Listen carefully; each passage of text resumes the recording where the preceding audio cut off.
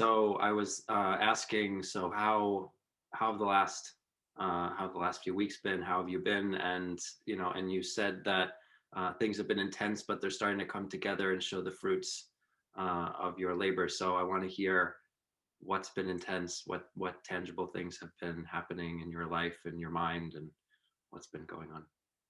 So it's been intense in the sense that like I had the feeling that I was stuck and I couldn't really understand why. And then I realized that it's the same pattern that it's coming again and again, and every time I can work on it. And it's like this image of the spiral, that it's you never go back to the same place that you were before. You're always a bit above and a bit uh, somewhere to the outside of it, or on the outskirt of it. And so it means that there is something happening. But I just realized that I was in this pattern of always doing the things like a good student. And so on the surface it looks perfect, like I'm doing everything, I'm doing the inner work, and I'm like I reflect, and then I take action, and I show up and everything, but it feels like it's kind of empty, or it's not like it's just a nice shell, but there's no energy within. And so I realized that, and I understood that I was stuck because of that, of just doing, like, being a nice little girl, because that's the programming since my childhood. And then realizing that, okay, it has taken me quite far, because if you're a nice little girl and then you go to school and then all those things, then it works because that's what society expects from you, but it's not fulfilling. And so I decided to really, like, set everything aside and say I take 2 weeks, and these 2 weeks are only for myself. Of course, if I receive an email, I'm going to reply, but I will take the time to do this. And really, the priority is just exploring this, and do it fully, like not 70% or 95%, but just do that. And it changed everything, because I, like, on the outside you don't really see it yet, but I feel much better. And it's always this thing that you have to trust, and you have to know that it's going to bring results. And so there is a part of it that is just like exciting and scary. Like, okay, I will do this, and I have no idea. But it's so, of course, it's going to work, because doing the things that I have an idea, so the things that I have already done so many times, then of course I will get the same results.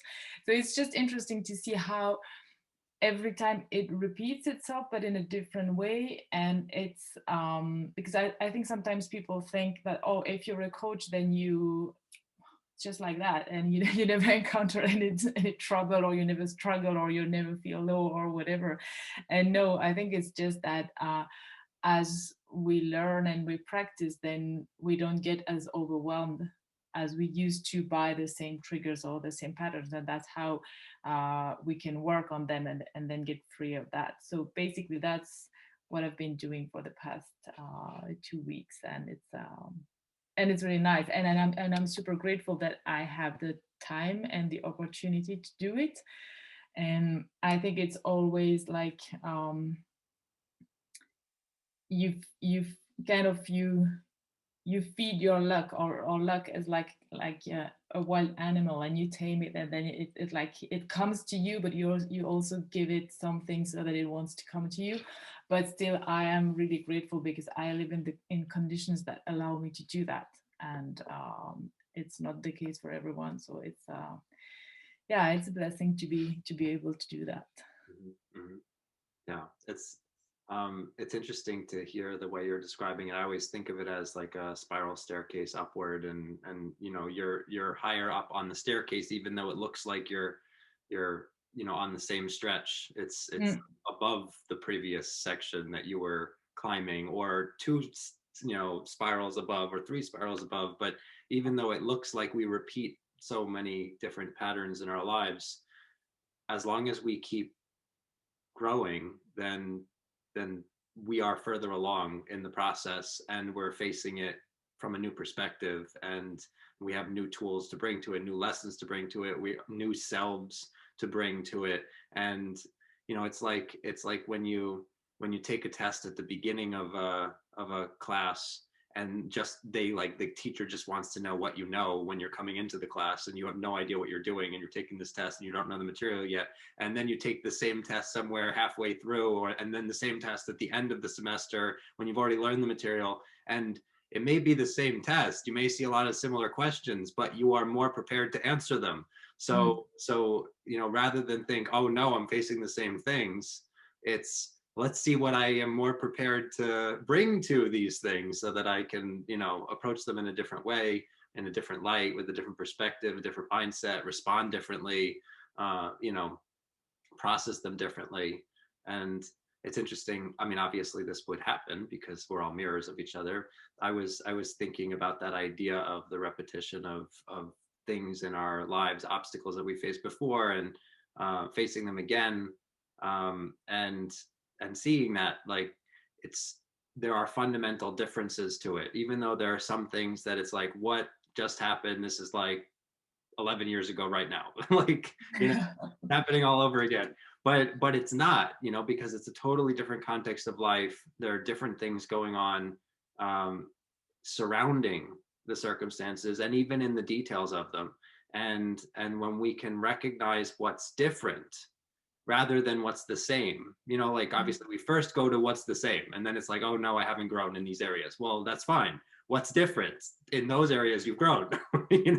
So if we could emphasize what's different between this time and the previous times we've faced these kinds of things, then we can see where we're progressing. And Mm. it's the same thing if it's in our own life circumstances, if it's in an argument with someone, if it's, whatever, if it seems like the same things, well, ask, well, what's different?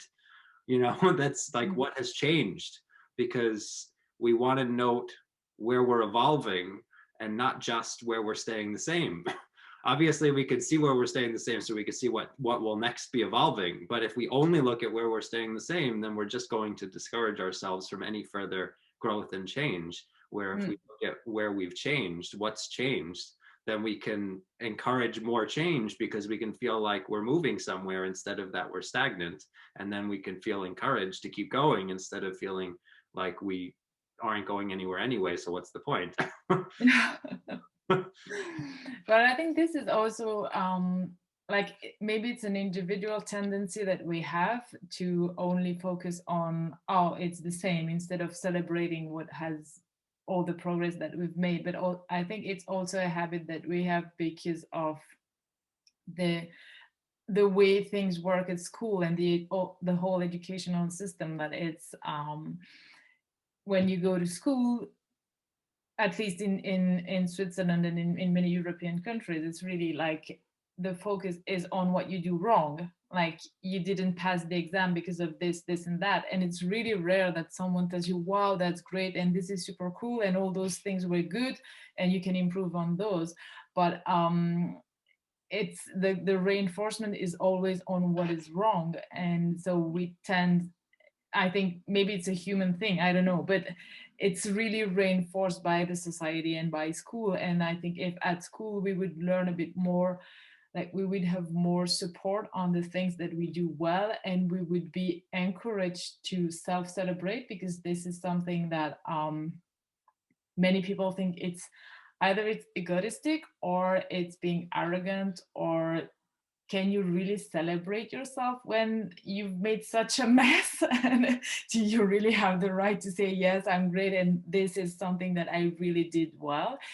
And I think if we were more at ease with that, then it would be easier to see the change. And also another thing that relates to our job as coaches, I think it's easier for us when we meet with the client. Maybe we haven't spoken with them in a week or a month, and then because we have this external eye, but also because we haven't seen them for a while, then we see the change and it's so obvious, and then it's easier to reflect it back. Whereas the client might say, yeah, it doesn't move forward, or it doesn't change, just because they they live with themselves, just as you don't see kids growing up because you live with them, then it's the same. And I think and that's something I really enjoy, when I can tell a client, say, well, look, like from my perspective, this is what I see between today and the conversation we had last time. This is the change and the progress that I see. And then they will say, oh, yeah, actually that's true. Mm-hmm. Yeah. Well, that's the benefit of having an outside perspective, or being able to step out of our own overly focused, zoomed in perspective and zoom out and see, Mm, from one point in time in our lives to another, uh, rather than moment to moment to moment, zoomed in only on the moment. I was just saying to a client this week, a couple of days ago, that when we're looking at our own lives changing, it's like watching grass grow, like you said about like watching kids grow, and you don't see the changes. But if you look at grass, today, and then look at it in a week from now, and then look at it in 2 weeks from now, you're going to see changes. You're going to see mm, growth.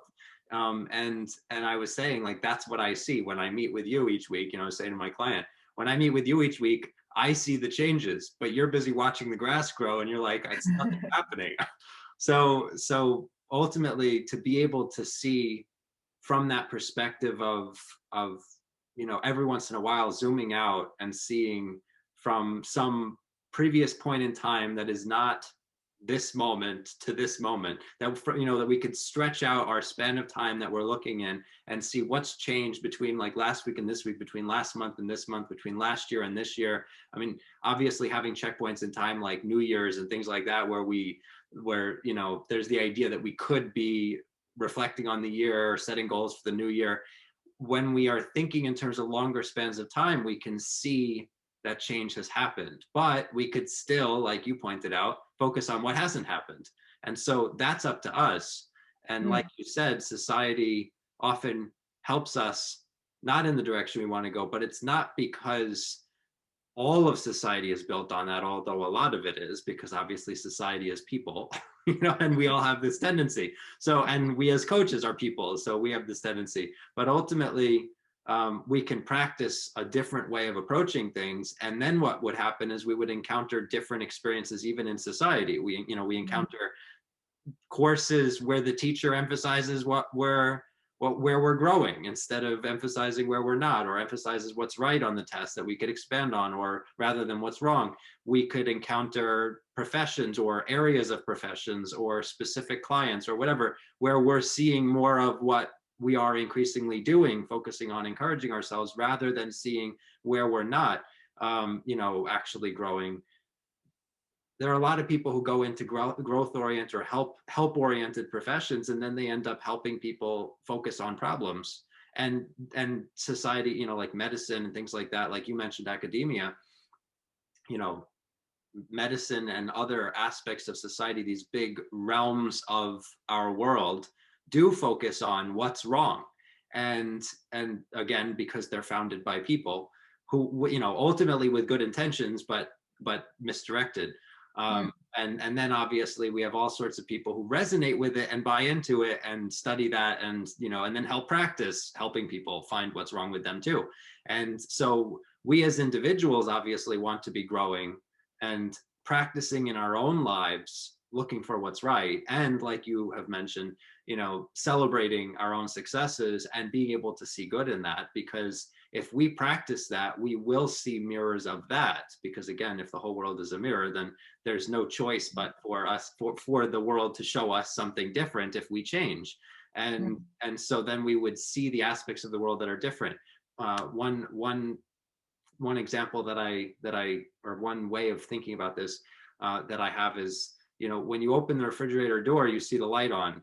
So then you could close it, open it again, the light's on. You could conclude the light is always on, but that would be a false conclusion, because it's only based on when you are observing it and in what conditions you're observing it.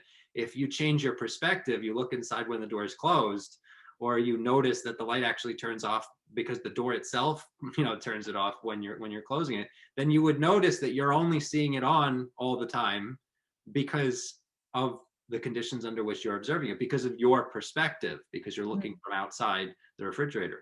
So if we could recognize that all of society is like that, then we wouldn't just say, well, society is built this way, and so I'm stuck in a society that operates this way, and I just have to fight against society. And we would instead say, well, I'm seeing this segment of society. I'm seeing society through this lens. I'm seeing from the outside of the refrigerator, and so I always see the light on. I always see the discouragement of progress or what is wrong still. But what if I changed me? What if I, changed my perspective? I was looking from inside the refrigerator. I was looking from the perspective of being someone who in my own life is looking at what's growing, what's changing, what's evolving, where am I getting better?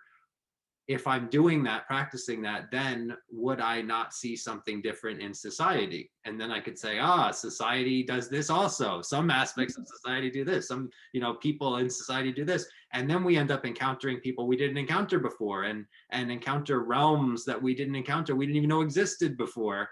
And yet they're here. And we just don't see them until we're ready to, because we only see things that support what we're already thinking and the way we're already operating, because the mirror is always accurate. So, and we wouldn't even gravitate to other realms because we wouldn't even notice them if we saw them, because we would dismiss them as the exceptions to the rule. And so we wouldn't expand on them. We wouldn't delve deeper. We wouldn't look for more. We would say, oh, that's the exception. And we'd go right back to seeing all of the segments of society that actually support what we already were thinking, that the emphasis is on the negative and on what's wrong. So it's up to us to change our perspective and then look through that different lens and see what we see then. Obviously, same thing even within our personal relationships, even individual people change. It's not just that we would see different aspects of society or different, processes in, different parts of the progression of society, and different parts of society where we actually see different people, but we actually would see the same people in our lives grow with us if we change. So obviously, then it's not, oh, everyone's like this, I'm just gonna have to fight against everyone. It's people are showing me exactly how I've been thinking. What if I think differently? And then let's see what happens. And it's interesting that that's not usually our conclusion. Usually we just end up in this self-reinforcing feedback loop where it's like, oh, they're thinking this way, I'm thinking this way, they're thinking this way, well, I'm reacting to them, and so I'm seeing more of what this is, and I'm going to keep focusing on how this is wrong, that people focus on what's wrong. And then we're focusing on what's wrong even in doing that, and we're reinforcing it, which is interesting, because even when we point out what we're bothered by in society, then we are actually doing the very things they're doing, as opposed to looking at, because we're focusing on what's bothering us in society. And then, if we're like, oh, these people are always so negative, okay, well, I'm being negative, even in noticing that these people are so negative. And so if we could, the only way where we would not be part of the falling dominoes, we would not be just another domino to fall in that direction, is to decide that we would like to see something different, that we would like to choose to focus on, well, what's better, what's improved, what's changing in a good direction, and ultimately then encourage change in a good direction, so that we don't fear change. Because otherwise we say there's familiar, like we've mentioned before, we mentioned in brief in different forms, that the familiar, you mentioned in a message to me, the familiar is comfortable in a certain way. Obviously, we know this, and so we are inclined to stick with the familiar. But if we recognize that the familiar is only familiar because we made it familiar, then we can make something new familiar, and it just requires some practice, which obviously means stepping into the unknown a little bit, but ultimately in our minds first, so that we can imagine it, make it more familiar, and then be able to actually step out into it when it's more familiar to us, at least in our minds, even if we haven't experienced it, so that we could experience something different from what we've experienced before, because we made something new familiar simply by imagining it and making it more real to ourselves, so that we could then actually have a different experience of the world instead of being stuck in the familiar. And so this is where then we could break out of what we've thought this is the way the world is, because we could say, well, what if it could be like this? And then already start changing our own perception, because we're thinking that way, which then allows us to see something different in the world, and then reinforce that instead of dismissing it. because we would say, instead of this is the anomaly, we could say, ah, this is something relevant because it's Mhm. proving my point that there could be something different. Yeah, it's exactly about making it normal. As you say, you make something unfamiliar, you make it familiar, or you make it normal, or you make it normal for you in your life, because sometimes we think, oh, that's normal for those people, but I'm different. Well, no, not really. Like, we are all human beings, so we're not different. If it works for them, then it works for me as well. So it's just to accept the idea that it can be normal in my life as well. And but I think it's all very guided by fear, because we think that if we don't focus on the problem, then it means that we don't care, or it's not going to get solved because we don't focus on it. And it's to dare to try and see, well, if I focus on something else, then maybe this will have an effect on the problem and it will solve by itself. And it's also maybe um, accepting this idea that there is nothing to fix. Like, there is nothing wrong. Of course, when you listen to the news, then you will say, yeah, there are things to fix and there are things that are wrong. Clearly there are. But in terms of individuals, uh, if we think that there is, like, I'm fine, I don't have any problem, or I don't have anything to fix, there is nothing intrinsically wrong with me, but then there are habits or ways of thinking that I can change. But um moving away from this idea that there is a default, a defect somewhere, and that I have to fix this. And again, this is interesting because I think probably you also see it with your clients, that they come with an initial question, and for the people, for most of them, they're like, I want to fix this, or I want to solve this problem, or there is something wrong in the way I am or I do things.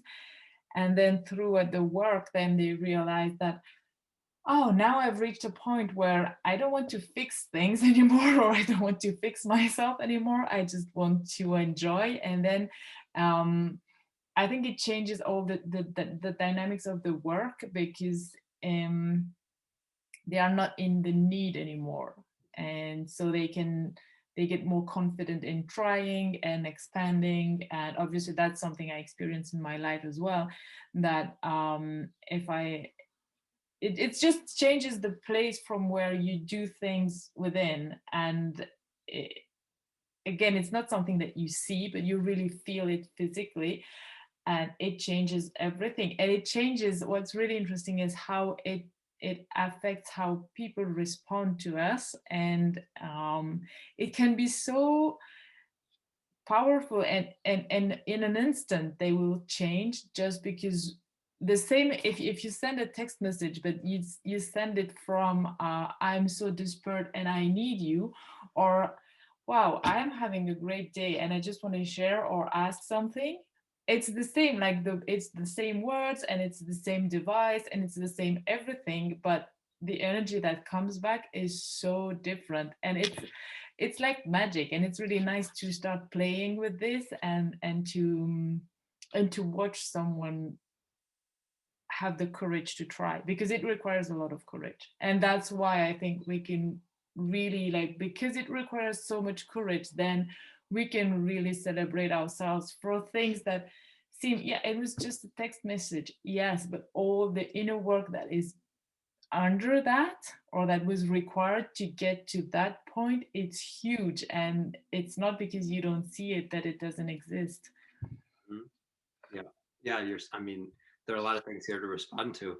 The idea of the um, that we see things, we're inclined to see what needs to be fixed and think we need to focus on that problem, is like, there are two possible ways we can be in this world. We can look at what's good, or we can look at what's not good.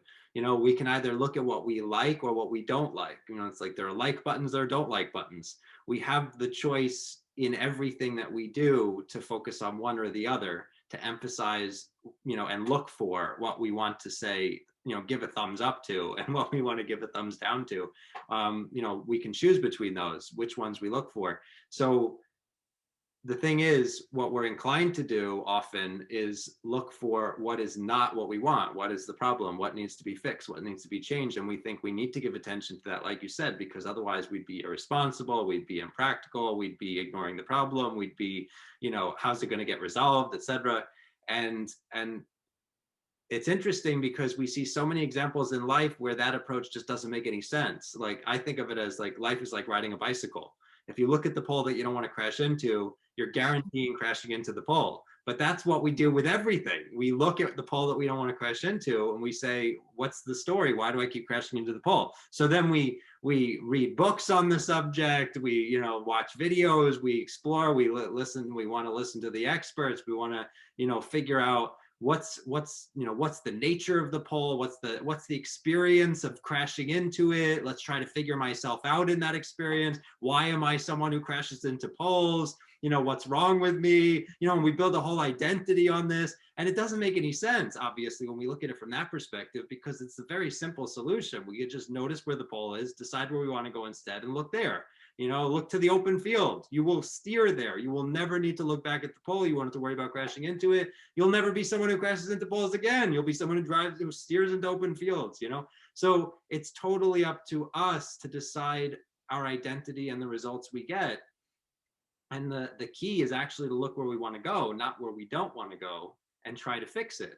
Because the trying to fix it is continuing to put energy into what we don't want and ultimately continue to steer in that direction.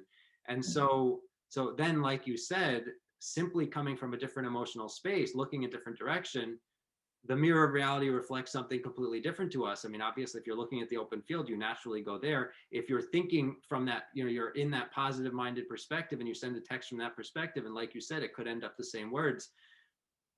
Often it ends up being slightly different words, a slightly different timing, a slightly different something or other. But even if it weren't, even if it's exactly the same, like you said, you get a completely different energy reflected back at you because you're presenting it differently.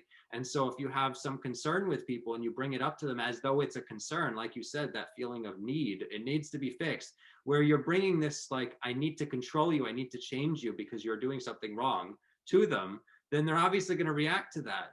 We all react to that. If someone's telling us we need to be different, then we're going to react and defend ourselves. And so we're actually already, if we're on the attack, they're going to be on the defensive.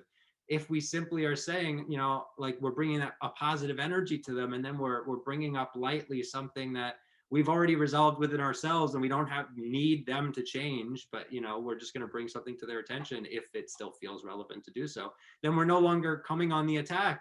Like, you need to change because you're destroying my experience. And we're actually saying, my experience is fine. Here's something that I think, you might want to bring to your attention. And ultimately, in that different space, it's not the different words, it's the different space from which we bring it to them. Then we end up with a completely different reaction, because they're no longer feeling the need to defend themselves and their identity and their reality and their existence and how they are, etc., to us, because they're feeling like, oh, this person is just bringing something up to me, and it's this gets back to the idea of, if people are reacting to us, it's their problem. And ultimately, it's actually a reflection of our problem, because we've reacted that way. We're coming at them in a way that's leading to reaction, or we have come at people, we have come at ourselves ultimately in a way that's led to those reactions. If we change how we're coming to ourselves, then we end up coming to other people differently. If we're not constantly trying to look for what needs to be fixed in ourselves and our world, in our worlds, then we instead are looking for what's good in us and in our worlds, then we're going to be emphasizing what's good in everyone around us, and they're all going to respond much more positively to us, because they're going to be like, wow, this person emphasizes what's good in me, which obviously we all need more of. So whether we're doing it to ourselves or not, that's the energy that we want to be getting from the world ultimately. And so when you're giving that validating, supportive energy, because you're giving it to yourself, and it's only natural to give it to other people, because you're no longer making them responsible for your experience and saying you need to change because you're screwing up my experience, but are instead saying, my experience is good. You might have even supported me in realizing this because of some interaction we had that didn't seem so positive, but ultimately I'm in this good space, and now I can just share this good space with you. And then they're like, wow, this person is shining all this positive energy at me, and I feel good in the presence of this person. And obviously then you get very different reactions from the person. So it's like you said, there's so much that goes into everything that we do. And it's interesting how we're often inclined to think that the words that we use or the actions that we take, that's what we need to change. That we're inclined to target the thing itself, the argument that we need to fix, the problem that we need to fix, the interaction itself. How could I have said something different? It doesn't matter. It was all the stuff that led up to the interaction that you want to be different. It's not, don't just try to change your words. Don't then ask, what did I do wrong? Now you're doing the very thing that's leading to more things, because you're saying, what did I do wrong? Like you're someone who does things wrong, as opposed to, what did I do that led to that experience? Because I'd like to have different experiences. What could I do that would lead to different experiences? And then what we would do is we wouldn't look at the words in the text and say, what could I write different in the next text? Or how could I have written a different text? But we would instead be saying, what energy went into the text? And it's interesting when we think in terms of, you know, the experts and famous people and all sorts of things, you know, because you were saying, if it works for them, it works for us. And obviously you meant, if it works for them in terms of emotional kind of things or approaches to life, or, you know, it's not the things themselves. And often people think, if they could do this particular action and lead to these particular results, then I should be able to also. And if I can't, then there's something wrong with me. But ultimately, we're all in different places. It's like saying, if I follow the GPS and the GPS says turn left, you know, then someone else should be able to copy me, turn left, and end up in the same place. Except that doesn't make sense, because they're in a different place. Them turning left is not the same as us turning left. They could drive off a bridge. I could end up at my destination. You know, so ultimately, we don't want to copy other people's turns. We want to copy the fact that they're listening to their GPS. You know, like we want to copy the fact that they decided some experience they wanted to have, and they listen to themselves about how to achieve that experience. And ultimately, if we could copy that fundamental ground, you know, the foundational internal stuff, copy that approach of deciding what you want to experience and listening to yourself. Don't copy the actions that that person took, the words that that person used. You know, it's like, I'm gonna talk to some kind of, you know, dating expert, and I'm going to learn the exact words to use, and I'm going to learn the exact actions to take, and I'm going to learn, you know, and that's not going to work, because it's coming from whatever space you're in, that you have your, you know, location that you're starting from, like with the GPS, and you want to start from the location you're starting from. And ultimately, for you, it's going to be different words, different locations, different actions, different whatever. There is no standard, like, these are always the words you use, these are always the actions you take. It doesn't make any sense, but that's how often people think. And, you know, in dating, in business, in you know, sales and marketing, it's like, if I just copy what this person is doing because they're really successful, then I should be able to do it. And if I can't, then it means there's something wrong with me, and obviously I can't achieve any results and whatever else. And we come to these crazy conclusions. But ultimately, it's really just because we're starting in a different place. We're ideally headed to whatever place we actually want to go to, and not just whatever place they went to. And that we recognize why we're going, and that we have our why, you know, we have our reason, we have our motivating force, that we want to feel something, and this fits us feeling that. And if we are clear about that, then we can achieve the experience we want. It won't necessarily be the same as whatever other people wanted. And ultimately, if we judge our success based on whether it looks exactly externally like someone else's success, then we will be disappointed very often. And if we instead say, what is it that I really want? What would make me feel good? And am I living according to that? That leads us to actually feel all the things we're going for. That's when we feel successful, we feel loved, we feel connected, we feel all these things, because we're making ourselves feel that by deciding what we want to experience, asking ourselves questions instead of imposing things on ourselves. And then obviously we end up being much lighter in the way we present things to other people, because we end up asking them questions, hearing where they are, not imposing them on them, because we're already being so much more in partnership with ourselves, and we can live then in partnership with other people in the world around us, instead of, you know, as if we're supposed to be dictating the show and coming up with everything ourselves, and figuring everything out and deciding the roads to take on, like by sheer force of will, so that we don't get certain experiences. Like, I'm going to do this so that this doesn't happen, and I'm going to force everyone to do certain things because otherwise this thing could happen. And then it's just a constant extra effort being put into life. There's extras, like because you're always in a fight with yourself and then with the world, instead of, this is the experience I'd like to have, how can we get there, where you're always in partnership with yourself and with the world. It's very true. And I think sometimes it's also, um, I think it's often easier to know what we don't want than to know what we want. And it's important to, I mean, some people have a very clear objective, like they want that thing. And if they truly want it for themselves, then that's fine, because it gives them a direction, and then they can like do the work to get there and get there in a like joyful way. But sometimes people don't, they just know, I don't want this anymore, but they don't, then they cannot answer the question, what do you want? And I think it's because what we want is a feeling, is not a thing. And that goes back to what you were saying before, that it's not the way someone speaks or the car that they drive or where they live, but it's how they feel inside.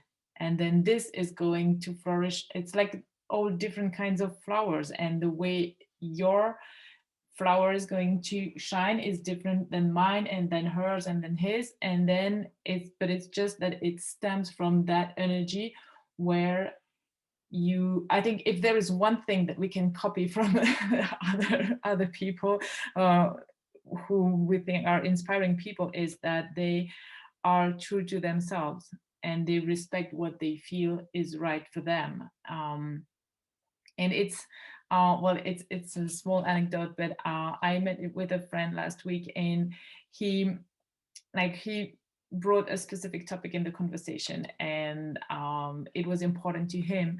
And at the end of the conversation, I thanked him and I said, thank you for this conversation, because it was really important to me, and it like really it was a relief regarding many things. And he said, stop thanking me, because I didn't do that for you, I did it for me. And I said, well, yes.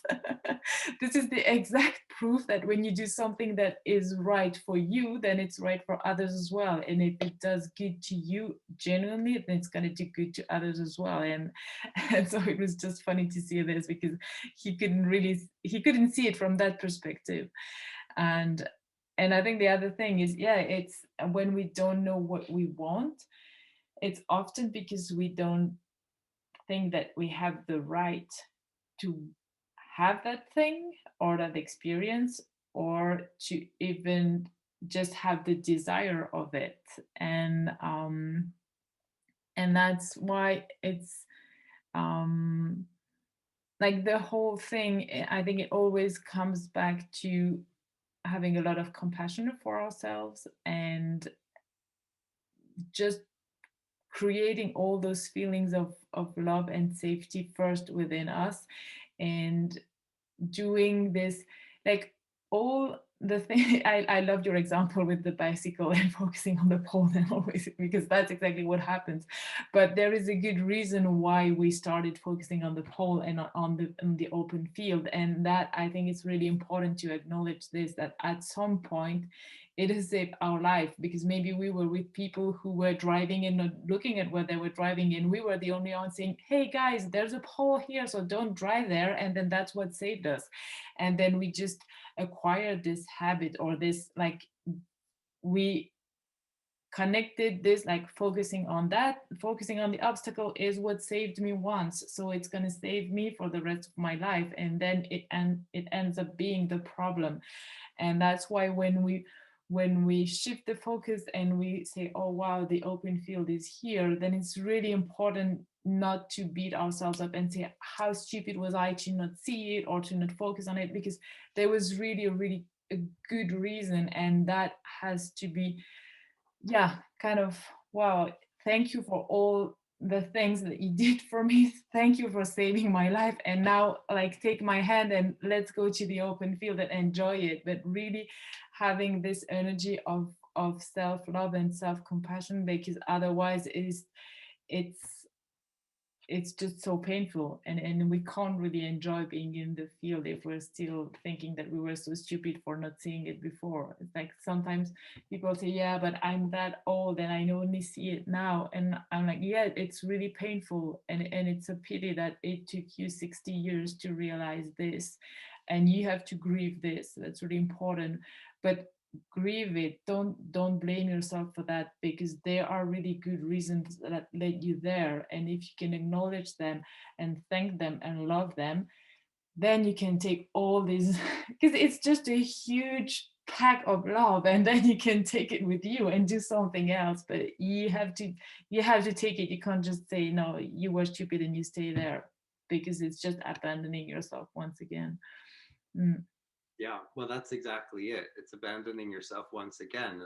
When we get on the right path and then we say, oh, why didn't I get on this path sooner? And then get down on ourselves because of that and are upset with ourselves because we didn't do it sooner, then we're actually going right back into the critical energy that we were doing instead of doing what we're now doing sooner. Like, meaning we're actually delaying when we are going to be on the path we want to be on even further, because we're saying, oh, if only I had done this earlier, which is back to the energy of the past that we wished we had gotten out of sooner. So why are we making it so that we're in it longer? Ultimately, when we're finally on the right track, that's the time to celebrate. The crazy thing is, when we're finally aware enough to realize that we've been on the wrong track, quote unquote, as far as, quote unquote, wrong track, that as compared to what we would want to be on in terms of getting the results we want.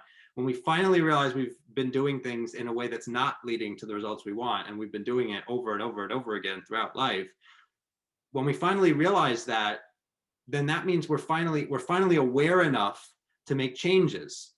So in that space, we're actually like, there's no appropriateness really from this perspective here to actually then judge ourselves for not doing it sooner, because the whole point is we're finally aware enough now. That means this is the time to be celebrating. We're finally aware enough now of what we could be doing. So meaning, as soon as we're aware enough to be upset with ourselves, it's time to celebrate. So there isn't even any time to be upset with ourselves, really. Like, otherwise we're just perpetuating not being aware, really, of what would be getting us the experience we want, because being upset with ourselves does not get us the experience we want. It's interesting where this whole conversation is going, in terms of like what you brought up about the idea of the poll, that why would we be focusing on the poll in the first place, because at some point it saved our lives. It's interesting because this brings up this point, which we've been sort of beating around the bush of and talking about here, that the reason we do things in life repeatedly, whatever it is that we do, that might not be the best things, is that we've identified the wrong things as the right things. Meaning, we've tried to get results we've wanted in life, and we found at some point in some way that we got some result that we wanted, or didn't get a result we didn't want. And so then we try to copy what we did then, but we copy the wrong things.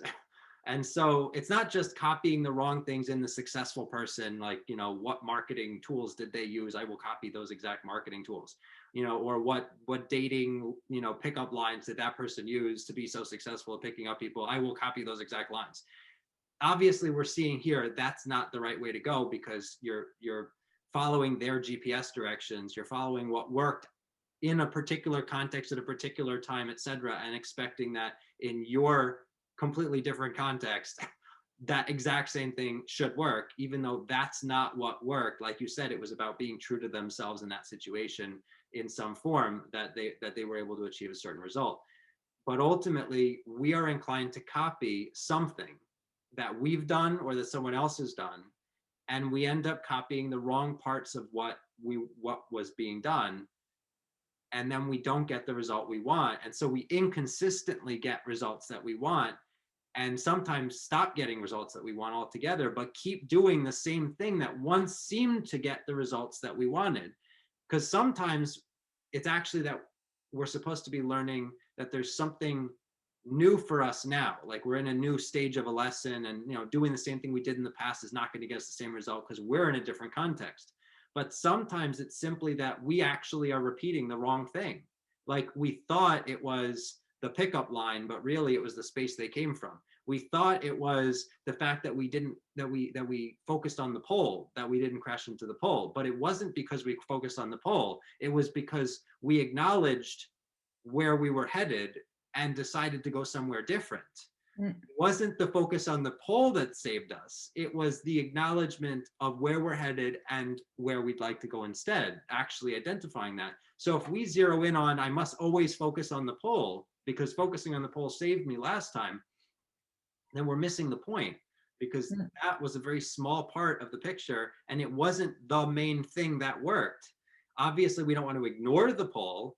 And so we could say, well, rather, ignoring or focusing on it. Well, obviously, I need to acknowledge where it is, except that's different from focusing on it. Acknowledging where it is and then deciding where you want to go instead. So the thing is, basically, we do things in life. It's like we have all sorts of superstitions without calling it that, because we do things repeatedly thinking that once got me a good result, but really we warped the perception of what it is that even got us the good result, and then repeat that warped perception, repeat that warped thing, that warped behavior, or that isolated segment of the behavior out of context of the rest of why it worked. And if we could really zero in on what is it that actually worked that I can repeat in all instances, in all contexts, then we would be able to consistently get the results we want. Obviously, this is where a life coach might come in, but ultimately, because then we could help with that, help people recognize what is it that you did that actually worked, so we can stop you doing the behavior from that situation that is not helping you, and actually do something that you did do in that situation that you could repeat, that is the thing that actually helped you, so that you're zeroing in on the right part of the situation, that the actual thing that worked, the tool that is actually relevant to use in other contexts, as opposed to the part of it that was only relevant to that context, or the part of it that actually was holding you back and not moving you forward, but because you did this other thing, it worked out, except you missed the other thing, left that behind, and did the thing that actually was holding you back over and over again. So to be able to zero in on what is actually working, and like you said, when you said like what we could copy in inspiring people, is that we are true to ourselves, that they are being true to themselves and what feels right for them, and that ultimately that we are actually being true to ourselves and where we are, the context of our lives, the context of the situation, that we're not saying this is, I'm going to do what I would do if I were a millionaire. If you're not a millionaire, like obviously there's some things you can do. You can have a certain mindset. There's certain things you could copy, but don't go spending on a yacht if you're not there yet, because you're now going to be broke, and then you're going to, and in debt, and you're nowhere closer to being a millionaire. You don't want to just do things as if you're somewhere else. Do things as if you are where you are, but on the way to where you're going, like that actually you're focused on where you're headed, like the looking at the open field. Like obviously where you look is important. If your bike's in a different place, then you're going to look somewhere different to get to the same location. If you're far from the pole, then it's a different thing a little bit than if you're right in front of the pole, because they're different amounts you're going to be turning the wheel to actually get away from it, and you don't want to turn the wheel too much and end up in the river over there. Like you obviously want to be paying attention to where you are exactly, the context of where you are. It's like with the GPS, you actually need to know where you are and where you want to go, and then you can get directions.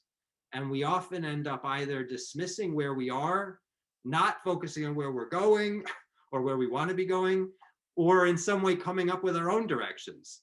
And none of that actually gets us anywhere. What we really want to do is use the GPS, acknowledge where you are, meaning work with your context as you are in your life right now. Don't copy someone who's somewhere else, and don't copy what we did in the past when we were someone else and somewhere else. Like actually acknowledge, where am I right now? What actually feels right for me right now?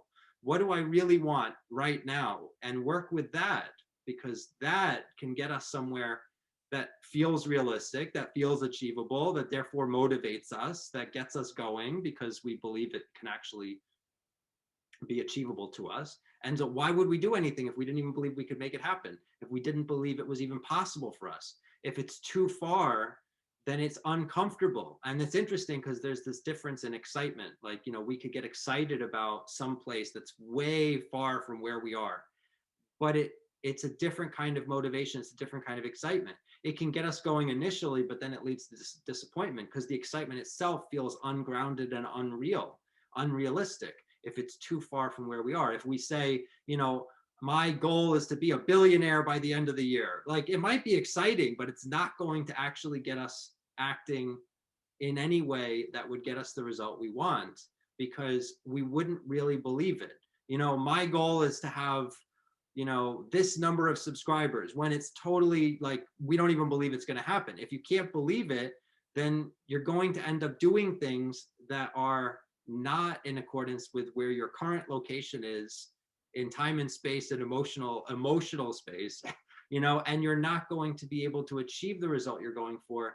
And because you're not going to take achievable steps, manageable steps, believable steps to getting it. And then you're going to leap too far and fall back, like trying to jump up a staircase in one bound. And then, you know, you're risking falling and not being able to climb the staircase for a while. And then, you know, and setting yourself back and feeling like, oh, I can't do it. I tried. I failed. It's miserable. It's hopeless. You know, like as opposed to just take one small step, whatever the most believable next step is, do that.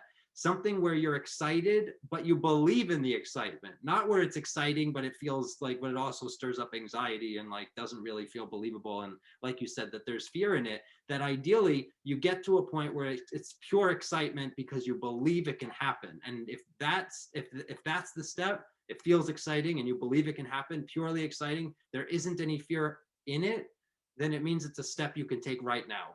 Right at this moment, you can take it. You take it and you'll be at a point where you can come up with the next step that feels purely exciting, and the next step that feels purely exciting, and so forth. And then you'll actually end up ascending the staircase without falling down and hurting yourself. And then you'll actually feel more and more confident to keep ascending, to keep going up, and not jump, set yourself back, jump too far, set yourself back, overwhelm yourself, decide nothing is possible, you know, like, and so we could end up in this like up and down crazy movement, or we could just find the next believable exciting step, the next believable exciting step, etc., and just continue going up and give credit to the fact that if it feels good, it's good. Like you said, that it's not like, oh, but it's not something else, like it's not fixing the problem. It's not directly appealing to what I thought needed to happen, etc. If it feels good, it's good, and it's good for everyone involved. Like you said, you know, like with your anecdote, that if it feels good for us, it really is good for everyone involved. So why are we doing things that don't feel good for us and justifying them and thinking that like somehow that's going to lead us to the right place, because we're identifying the wrong things in the past that led us to the right places, instead of what about what we did actually was what worked. We identify some other aspect of our behavior or someone else's behavior and copy that. And if we could really zero in on what actually worked in all contexts, copy that, and then actually get the results we want consistently. And ultimately, like you said, sort of in summary, it's being true to ourselves. It's being true where we are in the moment and what actually feels good for us, you know, and actually only acting when it really does feel good for us, not when we're still uncomfortable with it and we haven't worked things out yet, but actually act on things when we do actually feel comfortable with that step. Yeah, I think it's also it's like it's finding this balance between the thing that we think it's possible, it's achievable, it's the next thing that I can do, and at the same time maybe question a bit this and ask, well, if this is the next achievable thing for me, then maybe I can just push the walls a little further and think, okay, I'm going to do this, but start believing that something else or something more is also possible, because it's often really that we think we don't deserve it or it's not possible for us. And so I think it's doing both work at the same time. It's like, okay, this is the next thing that I can do and it feels safe enough, so I'm going to do it and grow my confidence in that. And at the same time ask, well, if if everything was possible, what would I do? Like maybe I would jump 3 steps at the same time because I have trained for that before. Or thinking that I really like this question, who am I without this thought? And I like it because who am I without the worry of how much money is on my bank account right now? Or who am I without the worry of when do I get the next text message? Who am I without the worry of can I enter this university or this career or whatever? And then when we take that worry away and we just live without this thought for a few seconds, and it feels like, okay, this is actually me. I'm a much nicer person without this thought, because this thought is really making me shrink within myself. And if I take this thought away for a while and I put it on the table and I forget it for a while, then I can see more clearly who I am and what I'm capable of. And then I can maybe have a clearer vision on what is that next step that is achievable and that feels comfortable and that feels right, because it's not filtered anymore by this fear or worry. And what I like about that is for the people who are a bit reluctant to explore what happened in the past, which I think, well, I think it's really helpful to understand, because when we can understand our story, then it's easier to see, okay, that this is the pattern and it comes from there and I know why it's here and all those things. But for the people who are not interested or who are really scared of that, then you can still leave things where they are and you don't have to go and explore these dark things. But you can still decide to kind of remove all those clouds and say, okay, I let's forget about all those things from the past, but from where, and that's what you were saying before, right now, where I am in this very specific moment, what can I do and what do I want? And that's, I think it's really empowering, because you don't, yeah, you can just start from what you have and where you want to go. And that is, I think for many people it's really reassuring, because this exploration of the past, sometimes they are scary or painful. And again, it's not, it helps, and for me in my personal journey it was really important, but it's not a requirement. And I think that's maybe that's what I think coaching is such a powerful thing, but that's one of the aspects where it's really interesting, is that it is so flexible and you can adjust to what feels the most comfortable for the client, and then and also for yourself, because whatever we do for our clients we do for ourselves as well, obviously.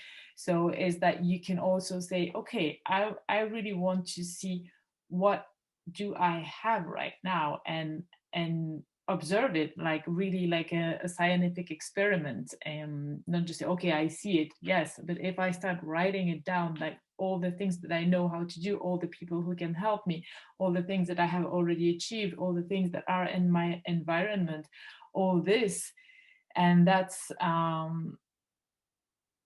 use this then to go where I want to go and forget about all the rest. And also imagine if I am this person who has already achieved this, then how do I think? Do I even worry about this or about that? And it's not about denying the reality, because obviously if you're riding the bicycle and the pole is in front of you, you want to stop or you want to go somewhere else. But it's just like, okay, if I am the person who goes and plays in the open field, then maybe I will have looked in a different direction from the beginning and I wouldn't worry about this pole because this pole wouldn't be here. So it's just like you take action based on the reality, but at the same time you train your brain to think in a different way. And sometimes I think people get confused about, yeah, how can I, when I am in such a difficult situation, say I can't ignore it. And it's not about ignoring or denying, but it's just when you manage to think, this is the way I would envision life if I were in the situation that I want to be in, then it feels so relaxing that it's just physiological. Then your whole nervous system calms down and you start thinking in a different way and being more creative. And then all those steps that you were mentioning before, they come to you. You don't even have to figure them out, because obviously in at step one you're not able to think in the same way as you will be able to think when you're on step three. So you can't imagine what step three is going to look like, but when you come to it, or rather it's going to come to you, and then you just say, oh, step number three is here, I just have to climb, and then I move forward. And so it's, in fact, we think way too much. Basically that's what it means. It's just like, stop thinking, feel the things in your body. If it feels right, then it's right, and then take action. And I think that's the last part of it is really important, is to take action. And I think that somehow, to loop it back to what I was saying about my personal experience at the beginning of the conversation, is that, yeah, somehow I was taking action, but I was not really taking the real action. I was just doing the things. And if that last piece is missing, then nothing moves, or it moves so slowly that it's really not interesting, it's not what you want. So that part of, I did all those things and I'm looking in the right direction and I know the tools that I have and I know what I want, then you have to start walking or riding the bicycle or whatever, but you have to start going there actually. And this requires movement. And it's also what makes it enjoyable, because you feel the, yeah, well, just because movement is life. So yeah, it's kind of obvious that this is what you have to do at some point. Mhm. Yeah, the way you're describing it, like the way I wanted to put it into words, is that it's feeling based inspired action, that it's from the space Mhm. that you actually want to be in. So that, like what you were saying, take the thought out of the picture. What are you, who are you without the thought? And also what you were saying, like if you already achieved that, how would you be thinking? How would you be operating? The way that I like to do it is, because obviously, like you said, how do I ignore that? Well, like that's not, the goal is not to ignore it. The key is to be able to envision your space, your identity, your experience from that different space where this is resolved or where this is a non-issue. And so the way I like to do it is I say, let's fast forward like a year, 5 years, 10 years, like where this has already been resolved. What is life like there? What are you concerned with then? Like what is your focus at that time? What are you feeling in that picture? If all of this worked out, all of this was resolved. And ultimately, like you said, the goal is a feeling. If we're in the feeling space we want to be in, like of already having accomplished this, of already having achieved what we want, of already having it work out, if we're in that feeling space, it's like what you were saying about the text, that like, the text coming from a certain feeling space versus another, and you get a very different response. If you're acting from a certain feeling space, then like you said, you're doing the actual real work. You're doing the movement in the appropriate direction. You're getting the steps that are being handed to you when you are clear about where you're going, like the GPS giving you directions, as opposed to you trying to figure out the directions, because you're clear about the address that you're plugging in, and then the directions simply come. And then you have the directions and you can just take those steps as they're provided to you, because you're clear about what feeling result you're going for. And what happens is when we're caught up in the physical results and the physical actions and the experiences we don't want, then our actions do seem empty. And so then what's the point? That what we really want is a feeling, and emptiness is not the feeling. So ultimately, if we could be clear about the feeling we want and then notice the steps that are being handed to us then and take those steps, then our actions would feel full, because there'd be a fullness and a completion and a sense of accomplishment and so forth, because we're actually working, what I was saying before, in partnership with ourselves, in partnership with the world, because we had a destination plugged in. no one can help us if we're just going without any actual plan. Or if the plan is purely physical, that's not really a plan, because our internal guidance doesn't speak in physical things. It speaks in thoughts and feelings and wants. And so we want to describe the destination goal in thoughts and feelings and wants, not in terms of physical things, and then see what feels right from that space. What steps actually just come to me from that space, and take those steps. And like you said, then the movement happens. But ultimately, then that movement is internally inspired. Then that movement is feeling based. That movement is not intellectually thought out, and then we wonder why feelings aren't in the picture, because we didn't include them. Like, of course there's no feeling. We didn't say the goal was a feeling. We said the goal was a thing. It was an action. We took the action, and there was no feeling. Well, we didn't ask for it to have feeling. Like, we've got to decide the experience we want, because that's the only reason we ever do anything anyway. We do it because we think it's going to lead to a feeling. If we could just say, well, let's say I'm already in that feeling in a year, or in 5 years, or in 10 years. If I'm already feeling that, like you said, if I'm already playing in the open field, where did I go? What did I do? What happened? If I'm already feeling this in 5 years from now, it's already happening. I am there, and I'm looking back at my life. What happened? What did I do? What actions did I take then? Because then we're coming from the feeling is the goal, and what steps just are motivating me. What do I want to be doing? What is getting me going? When I am clear about where I'm headed, when I am actually in partnership with the underlying workings of everything, when I'm in partnership with myself, with my own internal guidance, with thoughts, feelings, and wants, when I'm including feelings in the picture, and it's not just about things to try to indirectly get to feelings, but feelings are actually the goal themselves, since that's our goal anyway. Like that we're not just doing this because we want to do it. We're doing it because, obviously, if we actually want to do it, then it's because it feels good in itself. But we're not just doing it because we think if we get this outcome, then we'll supposedly feel good. We're doing it because it actually feels good in itself, because when we're imagining feeling good, it feels good to be doing this, and then because we're doing things that feel good, we know it will lead to more good feelings, because that's what happens. The feeling you act from is the feeling that's supported. It's not that we can just sacrifice feeling good and one day end up at feeling good. Feeling good is either with us every step of the way, or it's never there. Like, you don't sacrifice it now and end up with it later. And that's really the crux of all of this, going back to the idea of what's at the core of getting an experience that is full and not empty, of having an experience that where we're repeating what went right rather than what held us back, thinking that's what moved us forward, like staring at the pole, because once focusing on the problem helped us, once focusing on the pole seemed to work. But realizing what actually worked was that I was clearer about what I wanted to experience than what I didn't want to experience. That I was clear, that I noticed what I didn't want to experience, but then I was really clear and focused on what I did want to experience instead of the pole.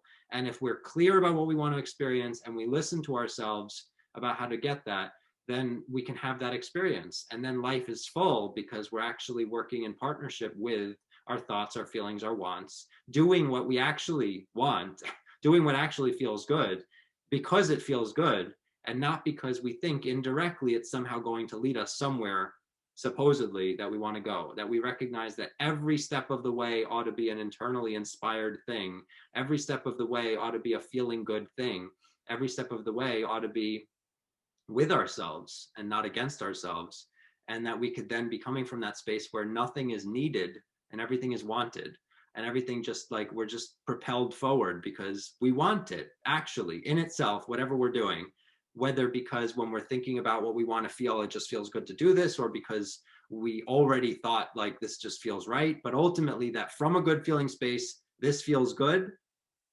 And that we're clear about that good feeling space, like the space without the thought, the space without the issue thought, and the space instead with the, if I already succeeded in overcoming this, I'm in that space, what feels good from there? And if we're acting from that space, that we are true to ourselves from that emotional space, then we're going to expand on that emotional space, which goes back to the beginning of this conversation, that we could expand on the things that are going well instead of the things that are not going well, that we could actually, repeat the good stuff instead of repeating the bad stuff, and that we could actually be zeroed in on, this is the experience I want more of, rather than this is more of the problem that isn't changing.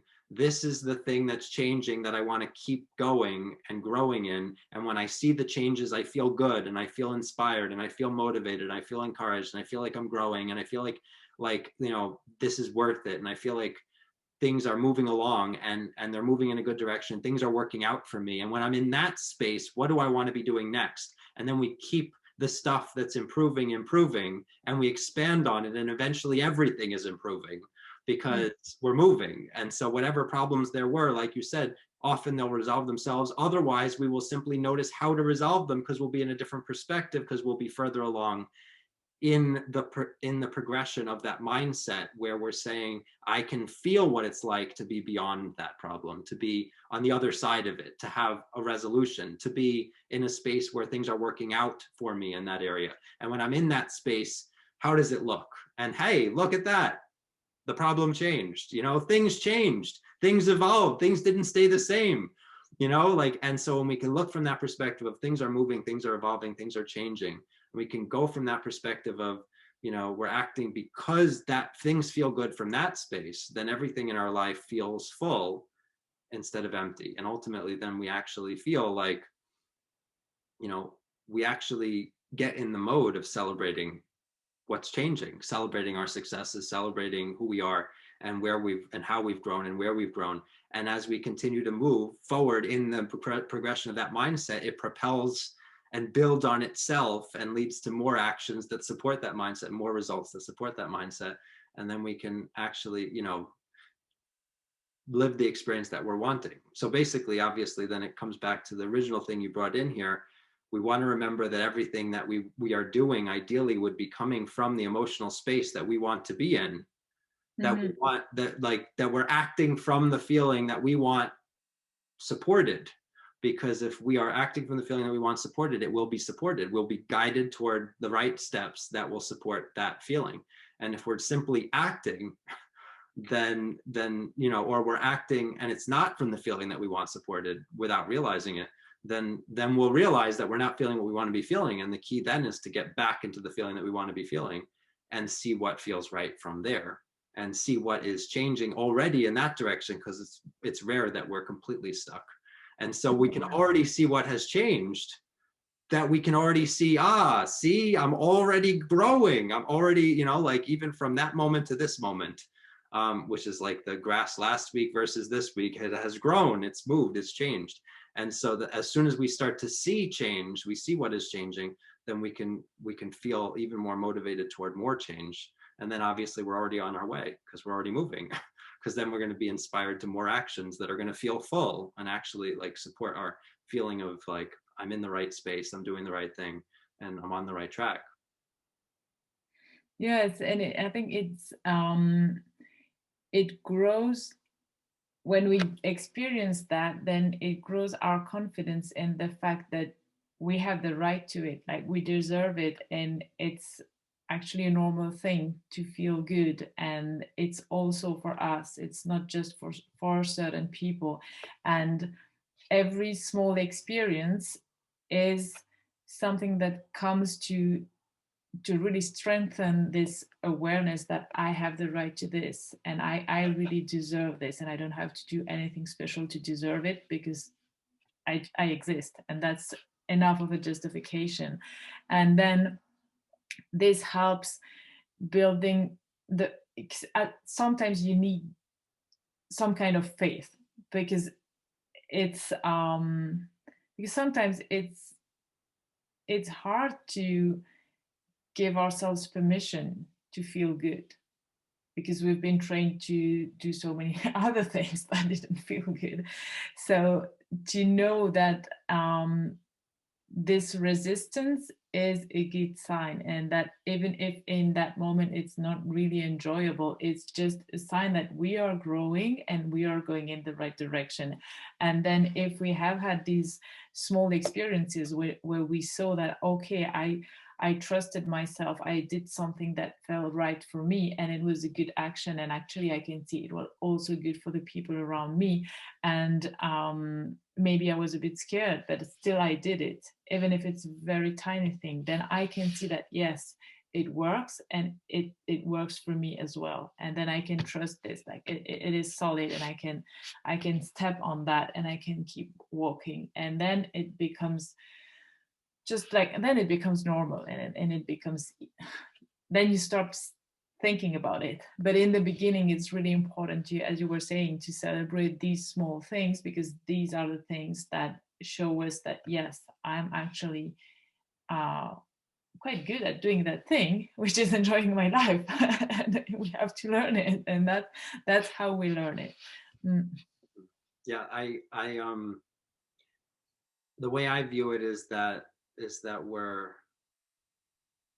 we've simply practiced operating a certain way, and that's why that's what comes naturally, like, because Mm. obviously the world will support it because the world is a mirror, but rather than see it as the world is sort of training us to be that way, the way I look at it is that we have trained ourselves to be that way. We actually haven't given ourselves permission to just be. Mm. That's the point. If as we give ourselves permission to just exist and feel good, then we suddenly feel more worthy of just feeling good, because we are making ourselves feel worthy of just being, as Mm. if that's enough. Because when we listen to our feelings as they are and we tune into them, and those are the directions that we follow, then our feelings feel like, wow, I can just say it feels good and you do it, and when I say it feels bad, you don't do it. This is amazing. It's so easy. I could just exist.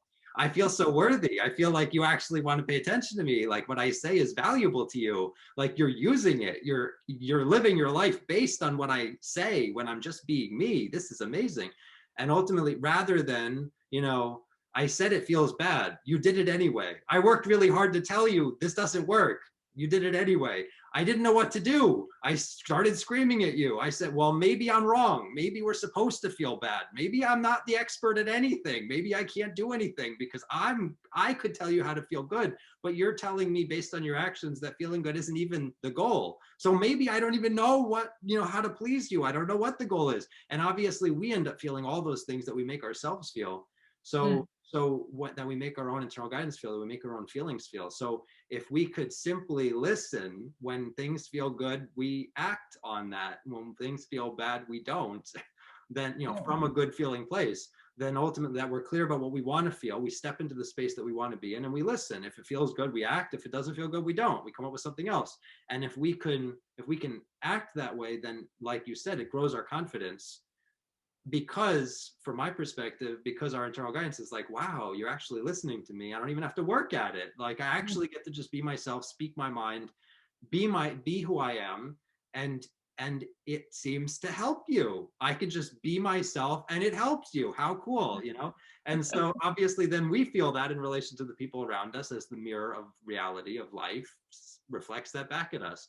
And so to remember that we've practiced being different ways, it's made us feel different things that we might not have wanted to feel, or that we have wanted to feel. And if we could recognize that we could simply practice being a different way, make ourselves feel something different, and ultimately that we can step into the feeling space we want to be in and listen to ourselves and make ourselves feel worthy.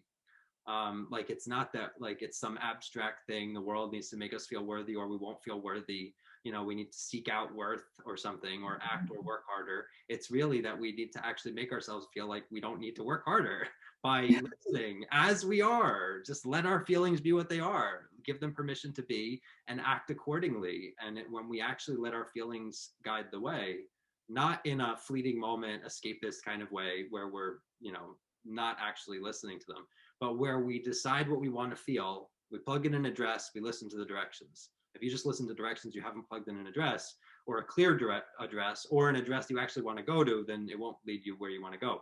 If you plug in an address like, I don't want to go here, I don't want to experience this, and you listen to your feelings, you're not going to get the results you want, because they're just directions.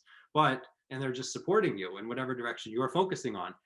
But if you decide what you want to feel, I want to feel full, I want to feel whole, I want to feel complete, I want to feel whatever, then your feelings can help with that. That's their specialty, is feeling. Like that's the point. So since if we want to feel things in life, we might as well consult the experts in feeling, which is our feelings. And it's not just feelings like other people's feelings or whatever, it's our feelings. Because if we want to feel good, we ought to consult with our feelings about what would feel good for us. That only seems to make sense, which obviously then suggests we ought to have more of a partnership. We ought to actually ask ourselves questions, not come up with, like you said, not think so much, because thoughts are not the experts in feelings. Yes. But instead to decide what we want to feel and listen to the experts, which is our own feelings. And doing that, obviously, we can have more feeling in our lives in good ways, because then our feelings are like, wow, I feel so good, and we get to feel that. Yeah, I really like the way you describe it, because it's very true that the thoughts are not experts on feelings, and it's, yeah, like it's always very simple, and then it requires quite a lot of courage to do it, but ultimately it's quite simple, and it's to realize that we have, as adults, we have come to a point where it works when we listen to what we feel. And I really enjoyed the way you described it, this internal conversation, because that's exactly what it is. Yeah. This was great. This was a really good conversation. I really enjoyed this. I like the direction that it went, and I like the way it all ended up sort of coalescing around the idea of, what is it that we do that gets the results that we want. That's really, Mhm. seems like that was the essence of this conversation, and ultimately the answer is that we listen to our feelings, we work with our feelings, we decide what we want to be feeling, and we listen to our feelings, that we're true to ourselves, that we're, you know that would mean that we actually look where we want to go, because our feelings can only support us in feeling what we are focusing on feeling in the Mm. first place. But it was really awesome to see the directions this conversation took around that key point, which obviously is an important message for both of us in our lives right now, and anyone who would hear this conversation. So at this point in time. Um, but this was awesome. Thank you for allowing this conversation to happen. Well, thank you so much. I really enjoyed it. And yeah, as you say, it's nice to see how the different elements combine to then, it's like a drawing. And in the beginning, it's just the sketch. And then you see, oh, that's the picture of this conversation. Yeah. Yeah, it was beautiful the way it all sort of wove together and zeroed in on something. This is